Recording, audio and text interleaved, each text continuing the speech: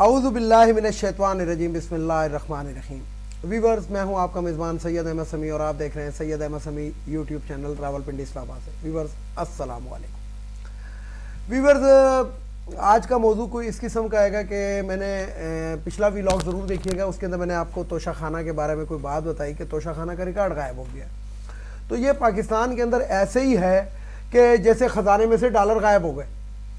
اور آپ کو پتہ ہے کہ چور لوگ ہم پہ مسلط ہیں. اس ٹائم پاکستان کے عوام کی جو چیخیں ہیں وہ مریخ سے بھی دور پہنچ چکی ہے، لیکن ہمارے جو اعلیٰ اعلیٰ اور اقتدار زرعی اور اقتدار کے اندر جو لاتے ہیں اور اقتدار سے جو نکالتے ہیں، ان تمام کے جسے کہتے ہیں کہ سر پہ جون تک نہیں رنگ رہی.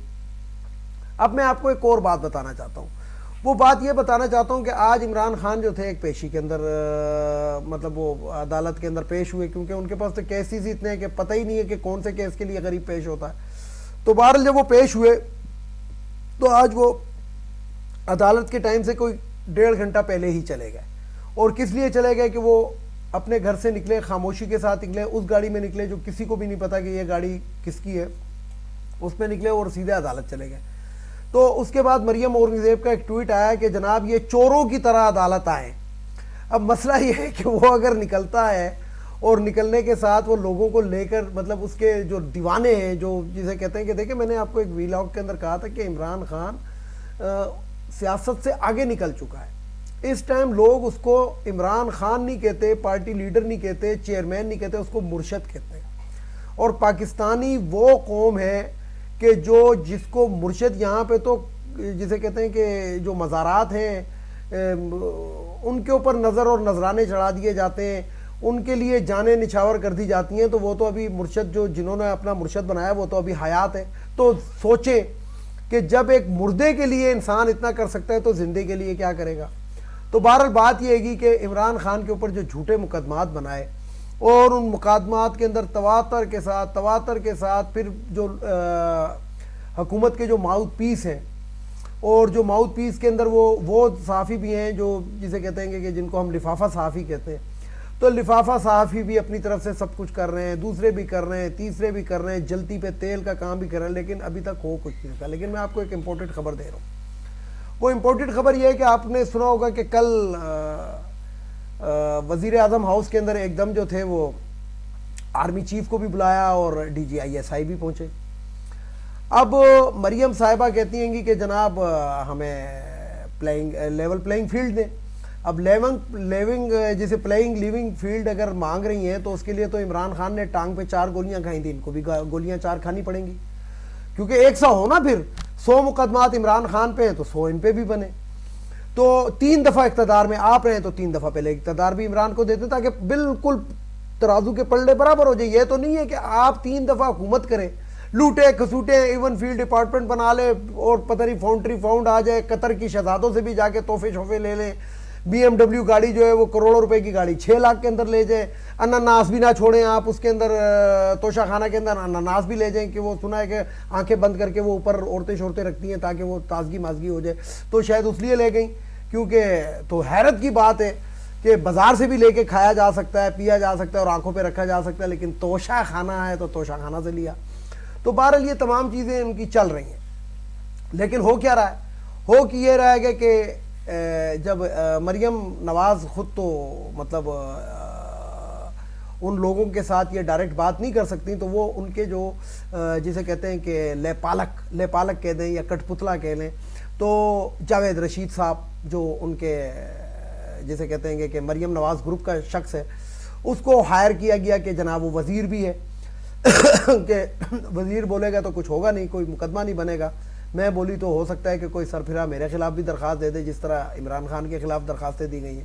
تو جاوید لطیف صاحب کو پلانٹ کیا گیا اور جاوید لطیف صاحب نے آ کے باتیں کی کہ جناب عمران خان کو آخر عدالتوں سے ریلیف کیوں مل رہا ہے. عمران خان کو عدالتوں سے ریلیف اس لیے مل رہا ہے کہ عدالتیں سمجھ چکی ہیں کہ آپ جھوٹے چور مکار ڈاکو ڈکیت اور 50 روپے کے اسٹامپ پیپر پہ حکومت کو تمام کو دھوکہ دے کے جانے والے لوگ ہیں. تو اس لیے اور پلس عدالت کو یہ بھی پتہ ہے کہ باہر اتنا بندہ کھڑا ہوا ہے گا، اس کا چاہنے والا کھڑا ہوا ہے اور زمینی حقائق کچھ اور ہیں، تو اس لیے عدالت کو ریلیف دینا پڑتا ہے.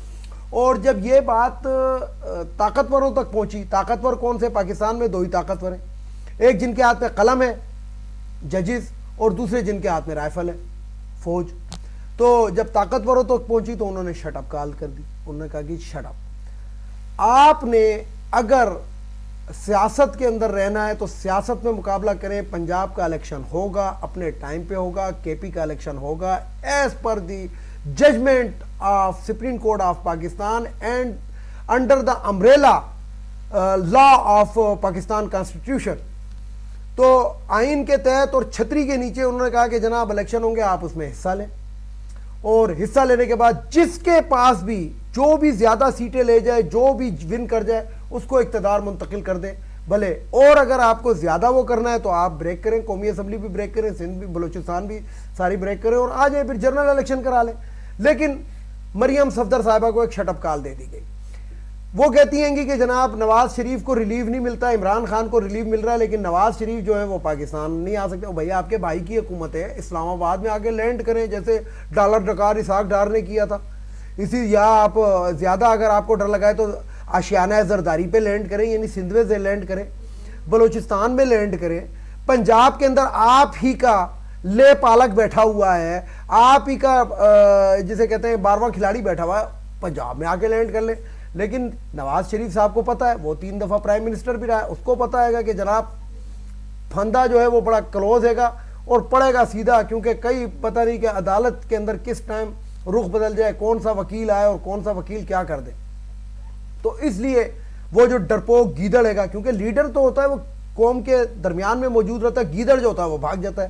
تو گیدڑ صاحب آنا نہیں چاہتے اور مریم اس کو کیش کرنا چاہتی ہے. عوام یہ پیسہ دینے کے لیے یا کیش دینے کے لیے تیار نہیں، عوام ان کا نیریٹو سمجھ چکے ہیں. تو بہرحال بات یہ ہوئی کہ جب یہ تمام چیزیں کھل کر سامنے آئیں تو اسی وجہ سے عدالتیں جو ہیں وہ بھی ریلیف دینے کے لیے اس کے اندر آ جاتی ہیں. ریلیف نہیں دیتی، عدالتوں نے اپنا فیصلہ دینا ہوتا ہے. کسی ادارے کی کوئی عزت نہیں ہوتی، بلکہ ادارے کی عزت کے بجائے ادارے کی ایک ذمہ داری ہوتی ہے کہ یہ ذمہ داری میں پوری کروں.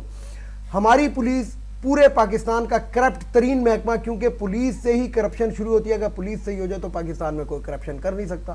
اسلام آباد کا آئی جی، پنجاب کا آئی جی، کے پی کے اندر ان کی دال اس لیے نہیں گلتی کہ 90% ووٹ خان کا ہے. ادھر جس کو مرضی آئی جی لگائیں گے اس نے جناب حق اور قانون کے اوپر فیصلے کرنے. اور ویسے بھی ایک بات مشہور ہے کہ اگر پاکستان کے اندر تمام ججز جو ہیں ان کو پٹھانوں کو ججز بنا دیا جائے تو فیصلے بڑی جلدی ہوں گے اور ایماندارانہ طریقے سے ہوں گے. تو بہرحال ہوتا کیا ہے کہ ان کو شٹ اپ کال دی گئی، اور اب یہ جو ہے اب یہ بڑی اسپیڈ سے کیا کر رہے ہیں کہ پنجاب کے الیکشن میں آنا چاہتے ہیں. اور پنجاب کے الیکشن میں کیسے آنا چاہتے ہیں؟ Buy one get one free. یعنی کہ اگر 53 یعنی کہ پی 53 کا آپ نے ٹکٹ کے لیے اپلائی کیا تو 54 کا آپ کو فری دیا جائے گا.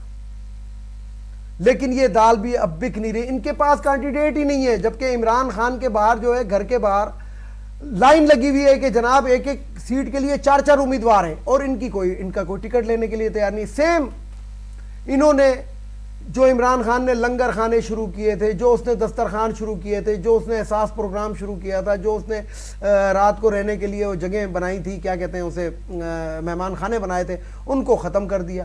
انہوں نے جس کی حکومت کو ختم کیا اس کے گھر کے باہر آج بھی لنگر چل رہے ہیں. اور جس نے کپڑے بیچ کے آٹا سستا کرنا تھا وہ کپڑے پہنے ہوئے لیکن آٹا نہیں مل رہا عوام کو. اب حال یہ ہو گیا. دوسری طرف آپ دیکھیں کہ رمضان کی آمد ہے، اور آج یعنی کہ 2 دن 23 تاریخ کو پاکستان میں جو رہوت ہے حلال کمیٹی، تو اپنا ہی ایک اجلاس ہوتا ہے ان کا، پتہ نہیں وہ کیا کہتے ہیں، لیکن 23 تاریخ کو روزہ ایکسپیکٹڈ ہے. کیونکہ کل جب میں آپ سے خطاب کر رہا ہوں تو کل جو ہے وہ UAE کے اندر روزہ ہے. تو بہرحال پاکستان میں 23 تاریخ کو روزہ ہے، جو ذرائع ابلاغ کہہ رہے ہیں. اگر 23 تاریخ کو روزہ ہے تو ہر سال پاکستان میں جب رمضان مہمان آتا ہے تو وہ سستے بازار لگ جاتے ہیں، وہ جو رمضان بازار لگ جاتے ہیں گے، اس کے اندر پنجاب فوڈ والے بھی اور دوسرے محکمہ زراعت والے بھی اپنے سٹال لگاتے ہیں اور عوام کو کوئی ریلیف ملتا ہے. لیکن ابھی تک میں آپ کو بتاؤں کہ پنڈی، ظاہری بات ہے میں اسلام آباد پنڈی کے اندر رہائش رکھتا ہوں، تو پنڈی کے اندر ابھی تک کوئی اس قسم کا جو بازار ہے وہ نہیں لانچ کیا گیا. وہ کیوں نہیں کیا گیا؟ کیونکہ یہ کہتے ہیں یوٹیلٹی. اور آج یوٹیلٹی سٹور کے اوپر میں اپنی وائف کے ساتھ گیا تھا بازار کا چکر لگانے کے لیے، تو ایک لمبی لائن کھڑی ہوئی تھی. یعنی کہ عوام کو 3 تھیلے آپ نے آٹے کا مفت کا اعلان کیا ہے، لیکن آپ کی کوشش یہ ہے کہ عوام ذلیل ہو، आप 3 थैले एक साथ भी उनको दे सकते हैं, लेकिन ये एक एक करके दे रहे हैं कि जनाब एक एक करके आके लीजिएगा, ताकि 3 दफ़ा वो रोज़ों में बंदा जलील हो, एक दफ़ा जलील भी ना हो। यानी कि ये चाहते हैं कि ये आवाम को उस जगह, लेकिन देखें फिर मैं यहाँ पे एक बात करूँगा, वो बात ये है कि इसमें आवाम की अपना भी कसूर है। वो कसूर क्या है? और उन लोगों का भी कसूर है जिनके कंधे के ऊपर ये चढ़ कर आए, जिनके बूट पॉलिश करके आए, जुराबे सूंघ के आए, गाड़ी की डिग्गियों में मुलाकातें की, कौन?